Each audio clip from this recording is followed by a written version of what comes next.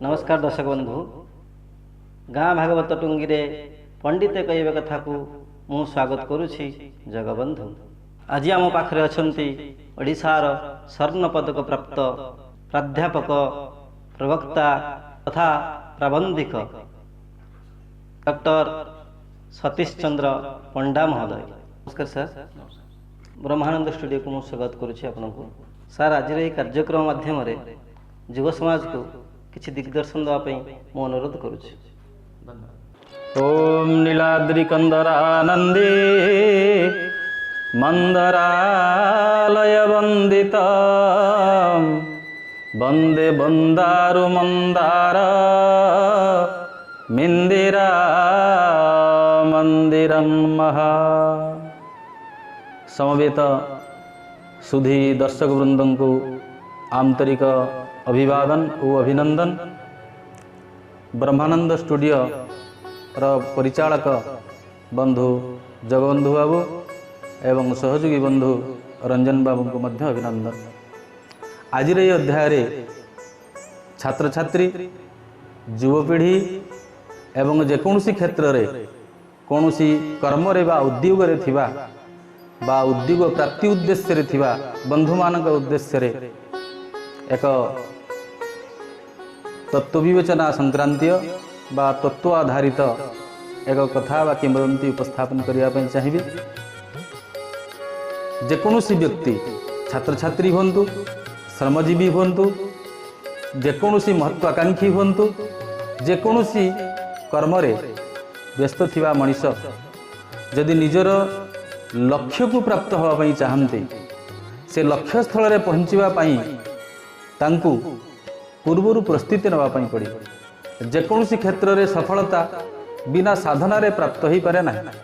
सुतरां आमे सफल होगापी जड़े साधक होगा उचित।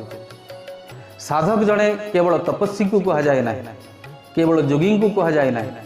जेकोसी जड़े कर्मजीवी, जेकोसी जड़े बुद्धिजीवी, जेकोसी जड़े उद्योगी से मध्य जड़े साधक एवं निजर लक्ष्य प्राप्त होगापी निजर सिद्धि प्राप्त होगापी आमको गोटे सूत्र रे चलवाई पड़े। मु आपण को गोटे सूत्र प्रकाश कर रखे 3D formula. First D stands for destination, second D stands for determination and third D stands for dedication. आमको प्रथमे डेस्टिनेशन स्थिर करने पड़ो, लक्ष्य स्थिर करने पड़ो। जदि आम लक्ष्य को स्थिर न करी यात्रा आरंभ करी ताहले से लक्ष्य रे पहुँचापी आमको दीर्घ समय लगी पारे। लक्ष्य रे पहुँची न पारी पथभ्रष्ट हो जाई पारी। कौनसी निर्दिष्ट लक्ष्य रे पहुँचापी आमे थरे बाँ रास्ता रे, थरे डाहाण रास्ता रे, थरे आग गली रास्ता रे, थरे तापर गली रास्ता रे जदि एमती भिन्न भिन्न रास्ता रे बारंबार बारंबार पशुथिबा ताहले जो गंतव्य रे पहुँचबार अच्छे, जो लक्ष्य रे पहुँचबार अच्छे आमे से लक्ष्य रे पहुँची परिबा ना। तेणु आमको लक्ष्य पहुँचापी गोटे सूत्र रे चलवाई पड़ो। प्रथमे स्थिर करवा उचित जे आमर लक्ष्यटी कौन। आम लक्ष्य स्थिर कर न पारे लक्ष्य भ्रष्ट हो पथभ्रष्ट हो। सुतरां प्रथम D है डेस्टिनेशन अर्थात आम लक्ष्य को स्थिर करवा एवं द्वितीय D है सेटा डिटर्मिनेशन दृढ़ संकल्प। लक्ष्य अनेक लोकंकर थाई पारे बड़ होगापी उच्च होगापी उच्च स्थान रे बसिवापी उच्च पद पदवी रे बसिवापी एपरिक मंत्री होगापी मुख्यमंत्री होगापी प्रधानमंत्री होगापी राष्ट्रपति होगापी किए बा न चाहिए। एरोप्लेन रे उड़ापी किए न चाहिए। एसी रूम रे बसिवापी किए न चाहिए। समस्ते चाहिए किंतु चाहिदेले फल प्राप्ति हो जाए ना। आमको से फल को पाइबापी हेले लक्ष्य स्थल में पहुँचापी हेले आमको दृढ़ संकल्प करने पड़ो। जदि संकल्प रे दृढ़ता न आसी ताहले आमे गोटे दिन साधना करी ता पर दिन विश्राम रे रही जाई पारी। किसी दिन साधना कले किसी दिन विश्राम रे रही गले आमे लक्ष्य रे पहुँची परिबा नाही। आमको दृढ़ भाव में संकल्प करिया पई पड़िबो जे मो लक्ष्य स्थल रे पहुँचवा पई मु एपरि बद्ध परिकर हेबी जे जेते झड़ झंझा आसु, जेते बाधा विघ्न आसु, जेते विपत्ति आसु से समस्त को खातर न करी समस्त बाधा विघ्न को एड़ी देई मु मो निर्दिष्ट लक्ष्य रे पहुँची जीवी। तेणु लक्ष्य रे पहुँचवाई जेतिकी गुरुत्वपूर्ण कथा हेउची लक्ष्य निरूपण करिबा सेतिकी गुरुत्वपूर्ण कथा हेउची तापई दृढ़ संकल्प ग्रहण करिबा एवं संकल्प दृढ़ करिनेले भी लक्ष्य स्थल रे पहुँची हब नाही जे पर्यंत आमे तृतीय डी रे न पहुँचे। तृतीय डी है डेडिकेशन। डेडिकेशन अर्थ है समर्पण भावना।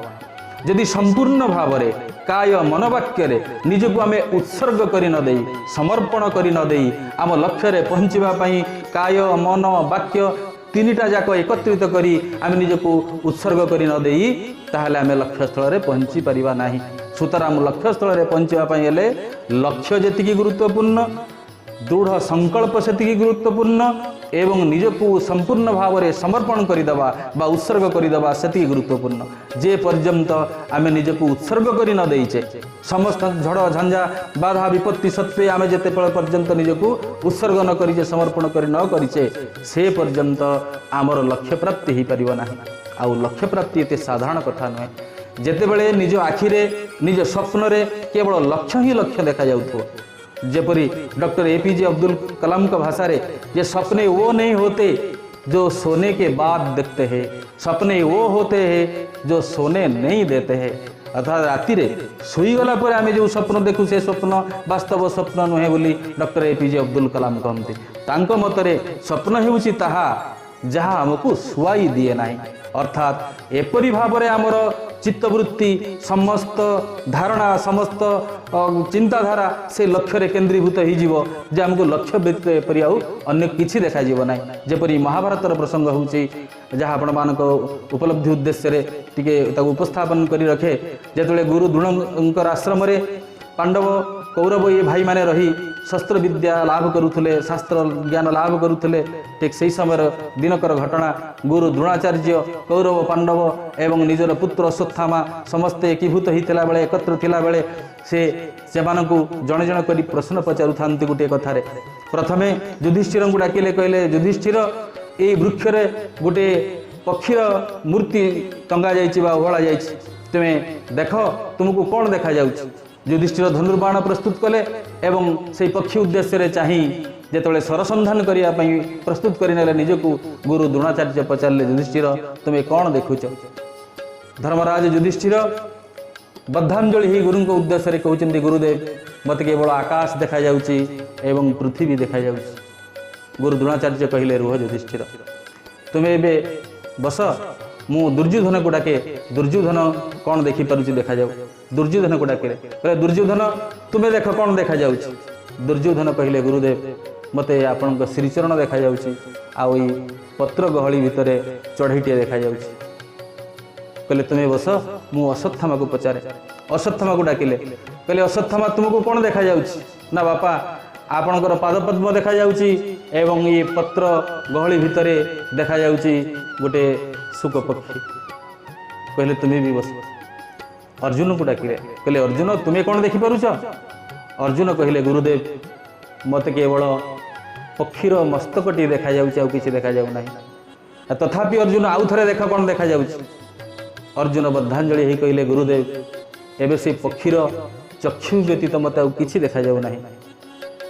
गुरु द्रोणाचार्य खुशी हो जाई अर्जुन का मस्तक रे हस्त स्थापन करी कहले अर्जुन एकमात्र तुम्हें ही प्रकृत योद्धा तुम्हें ही भविष्य में सर्वश्रेष्ठ धनुर्धर हो पार कारण तुमको केवल लक्ष्य व्यतीत आउ किछि भी देखा जाव नहीं।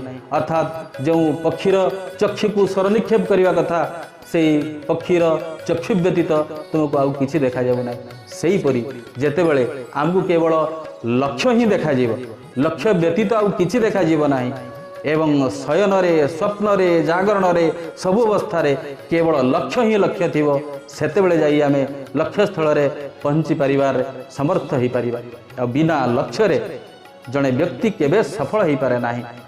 समस्ते निजर लक्ष्य को स्थिर कले ही आगे पारिबे एवं निजर साधना रे सिद्धि लाभ करि पारिबे। जे पर्यंत आमे ई कथा रे स्थिरबद्ध न होइछे संकल्पबद्ध न होइछे लक्ष्य स्थिर न करिछे से पर्यंत आमर प्रकृत रे सफलता मिल पारिबो नाही।